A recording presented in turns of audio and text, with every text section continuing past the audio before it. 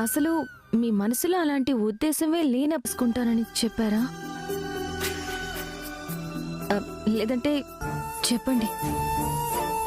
వదినా, అప్పు సంతోషమైన అప్పుకి ఏది ఇష్టమో అదే చేయండి. అమ్మయ్యా, ఇప్పుడు నాలో ఉన్న కాస్త అనుమానం కూడా నేను రాకూడదు అంతే కదా? ఆహా, అది కాదు. మరి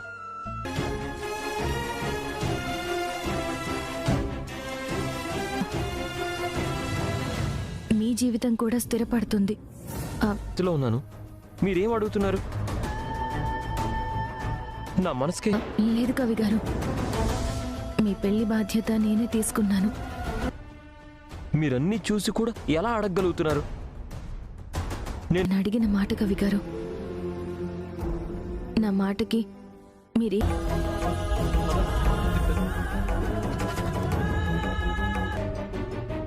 ఎంతసేపు నీ నగలు నీ మేకప్ గురించి తప్ప ఇంట్లో ఏం జరుగుతుందో పట్టినావా?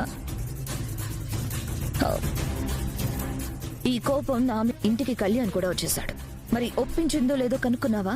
దానికోసమే ఎదురు చూసి ఉంటుంది, అది మర్చిపోకు. నువ్వే చూస్తావుగా.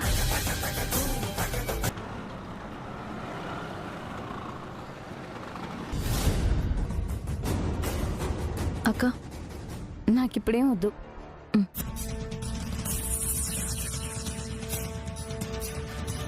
రోజు వద్దా?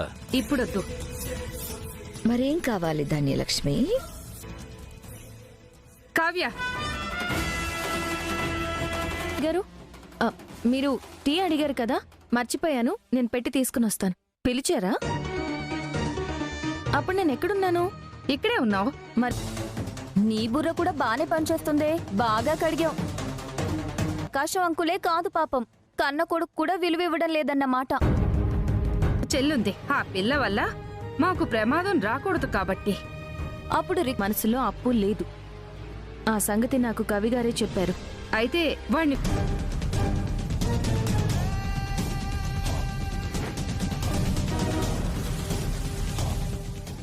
కళ్యాణ్ మనసులో అప్పు ఉంది.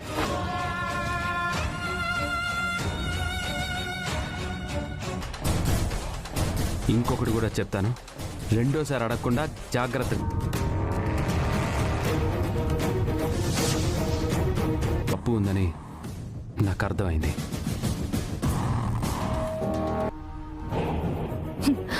చిన్నత్తయ్య కంటే చాందస్తం వెర్రితనం పెరిగిపో. నేను కవిగారిని స్పష్టంగా కోరుకుంటున్నాను కాబట్టి అప్పుతోనే పెళ్లి జరిపించాలనుకుంటున్నాను.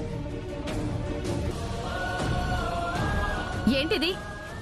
ఇద్దరికిద్దరు వాడి విషయంలో విన్నారుగా.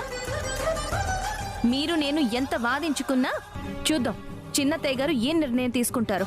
అంటే ఏంటి? నడిపించి ఎంత జానతనం చూపిస్తున్నావు? ధాన్యలక్ష్మి, నీ కొడుకు పెళ్లి అప్పుతో చేస్తానంటున్నాడు. నా కోడలు నీ కొడుకు మనసులో. మీ కోడలు అనామిక ఇలాగే వాగి వాగి ఇప్పుడెళ్ళి జైల్లో కూర్చుంది. నీతి గురించి నిజాయితీ గురించి నా భార్యకు వాళ్ళ పుట్టింటి వాళ్ళకేం తెలియదు. తప్పేం లేదు. ఎందుకు లేదు? మీ నానమ్మని తాతయ్యని మంచి చేసుకుంది.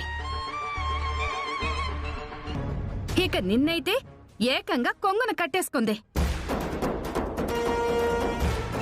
నీ అత్తగారు నీ భార్య కలిసి నీ మనసు మార్చేశారు. కళ్యాణ్ మనసులో అప్పు లేదని వాదిస్తుంటే మళ్ళీ పెళ్లి చేయాలని చూస్తుందంటావేంటి? తరా ఏం చేయగలుగుతారండి మీరు? చూసారా చూసారా, ఇప్పుడు బయటపడింది. ఎవరేమనుకుంటే నాకేంటని బయటకనేస్తుంది. మీ కుటుంబం అంతా అంతే. మీరనుకుంటున్నట్టు అక్కడేమీ జరగడం లేదు. మా ఆయనకి ఇవ్వెందుకు ధాన్యలక్ష్మి? కావ్య మీద వాళ్ళ కుటుంబం మీద నిందలేస్తున్నావు? రాజ్, ఇవన్నీ నీకెందుకు? నీ శకుని మందర బుద్ధులు ఇప్పుడు. అప్పు ఉందని తెలిస్తే ఎవరాపినా నేనాగను. వాడిష్టం. ఇప్పుడు కళ్యాణ్ వచ్చి ఏం చెప్తాడో విందాం.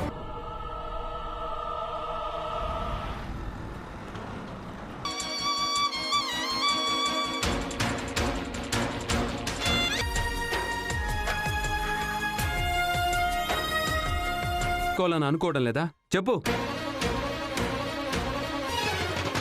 మీరిప్పటికీ అప్పుని ఫ్రెండ్ గానే చూస్తున్నారని, ఒక ఫ్రెండ్ గానే అప్పు జీవితం ఎన్ని రోజులు నువ్వు నా నోరు అనామిక నోరు ముయ్ చెప్పరా?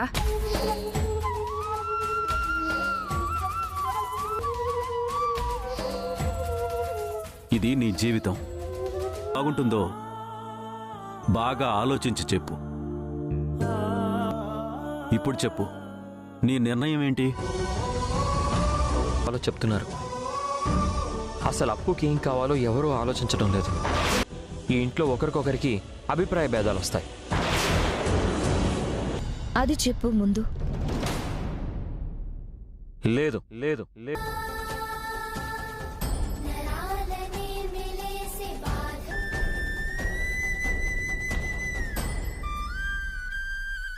రై, నువ్వు నన్ను మోసం చేసినా పర్వాలేదురా, కాదనుకొని ఇంకో తప్పు చేయకురా. జీవితాంతం నువ్వు బాధపడుతూ నిన్న మొదటిసారి బయటపడ్డావు కదరా. అప్పు పెళ్ళైపోతుందంటే బాగుంటున్నావు. రాజ్, నువ్వు వాణ్ణి బలవంతంగా మిగిలిపోవడం నాకు ఇష్టం లేదు.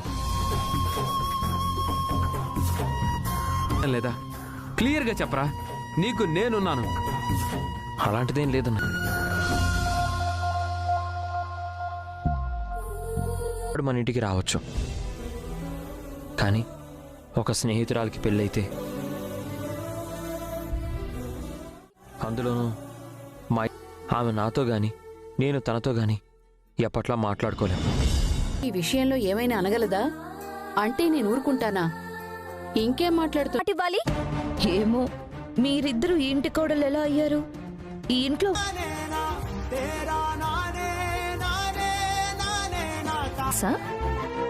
పెళ్లి చేసుకోవాలనుకుంటుందని మీతో చెప్పిందా? మాట